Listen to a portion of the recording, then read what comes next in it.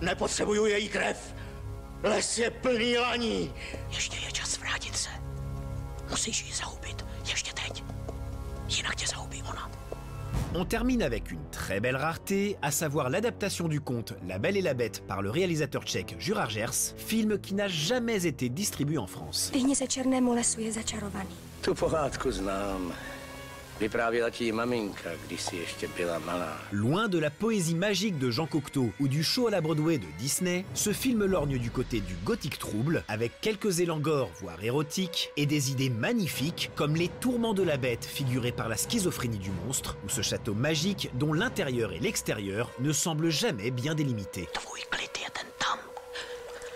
Dokud jsi byl osamocen ve své zvířecí podobě, byl jsi šťasten. En prime, on retrouve dans le coffret une interview de Christophe Gans qui nous prodigue de nombreuses infos et quelques pistes de lecture passionnantes. Quand des années plus tard, on m'a proposé de faire La Belle et la Bête, moi-même, évidemment c'était une façon de saluer le film de Jean Cocteau, mais c'était peut-être aussi d'une manière plus secrète le fait de saluer le film de Juraj Gers. Et aujourd'hui, je trouve que c'est formidable qu'on puisse sortir le film et que les gens puissent le voir et puissent se rendre compte qu'en fait, La Belle et la Bête est une histoire qui se prête à de multiples atmosphères, de multiples états d'âme, de multiples entrées, et que c'est certainement un conte qui permet des interprétations beaucoup plus larges que celles un peu aseptisées, un peu lyophilisées, qui est en provenance de Disney, évidemment.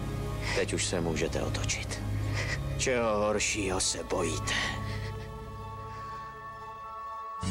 Et c'est sur cette déclaration de ce monstre de cinéphilie que le grand frisson se termine pour aujourd'hui.